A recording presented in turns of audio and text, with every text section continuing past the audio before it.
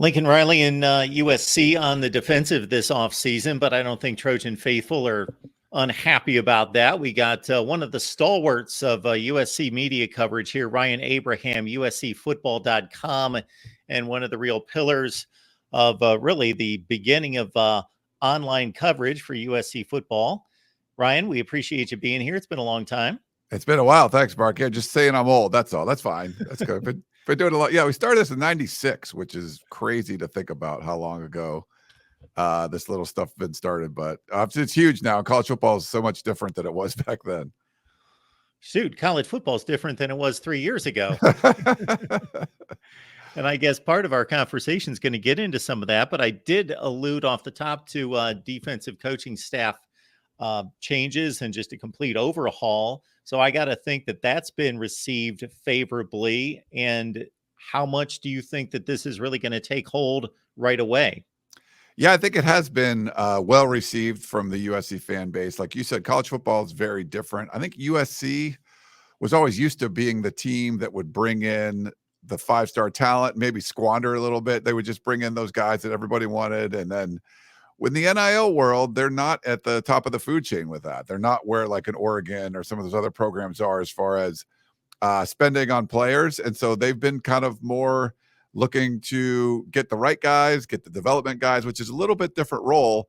And when they win the offseason, it's usually because they bring in all these star players and stuff. And this offseason is a little different. It's because they actually brought in competent coaching, which we haven't really seen a lot, I guess, from USC. But get like Danton Lynn over from UCLA. He's only has 1 year at the college level, but just did an extraordinary job turning that defense around with pretty much the same personnel, and it's a long background in the NFL.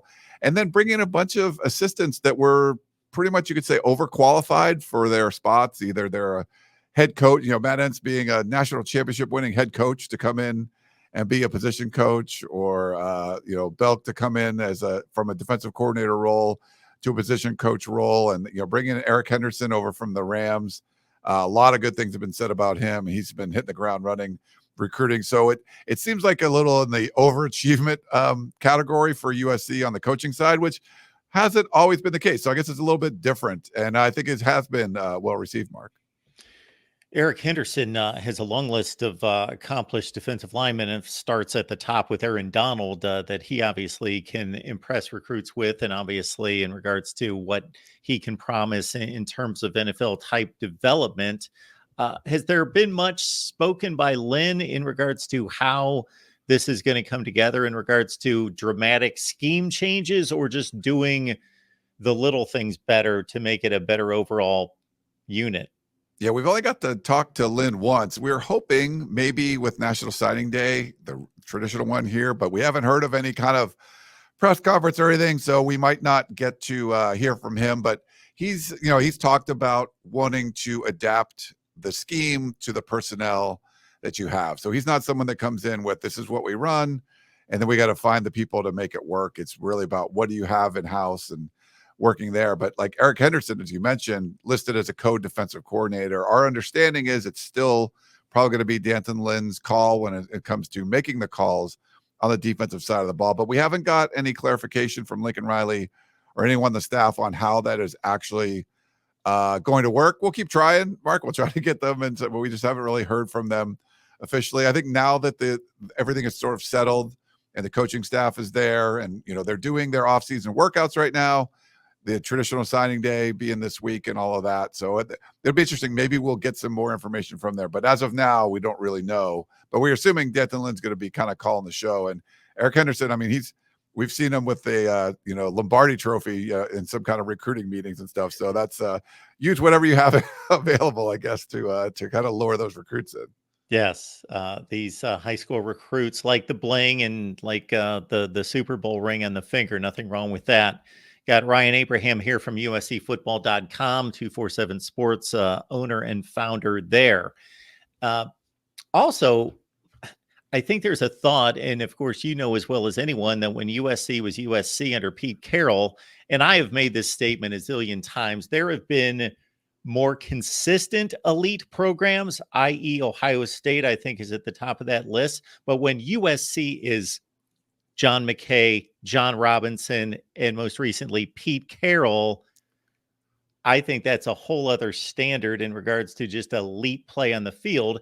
And so USC can field an elite defense. It's been there, during the decade of the 2000s. But the thought right now across college football, as you well know, Ryan, because of Lincoln Riley's ability on the offensive side of the ball, is just field a competent defense or a good defense. Maybe a top 30 or 40 defense could really propel this program to big things.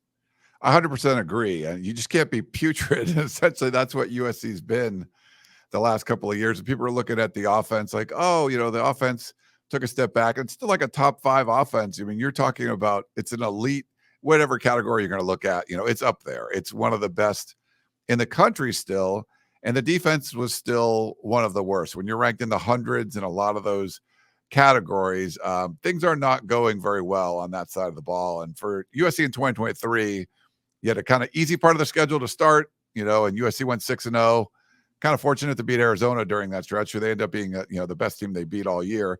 And then, 1-5 through the last 6 games of the regular season.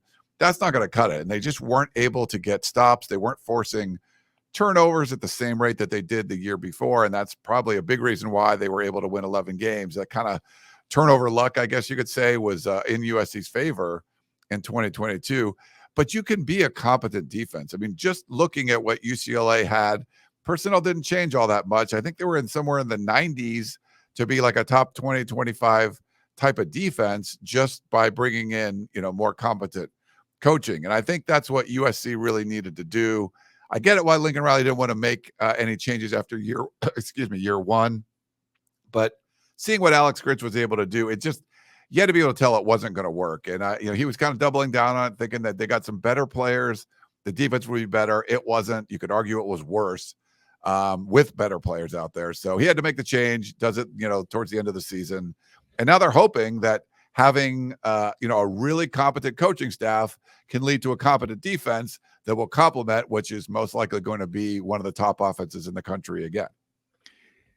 Did you see enough out of Miller Moss against Louisville for you to be comfortable him being the starting quarterback? Yeah, he's always been an impressive kid and just sort of, waited, bided his time. And if any, I mean, he might have run whatever Riley's offense was even a little bit better than Caleb Williams, just running in the constructs of the offense. Caleb Williams was just so good. And there was a lot of things that were breaking down with the offensive line not performing well. And so he has to, play Houdini and be the magic man out there. And for whatever reason, you're probably not going to see that from Miller Moss, but just the way the offense was working in that Holiday Bowl just seemed to click and it seemed to work. And everyone kind of did their job. And even though they were undermanned and all that, it worked. And he had, 6 touchdown passes in that game.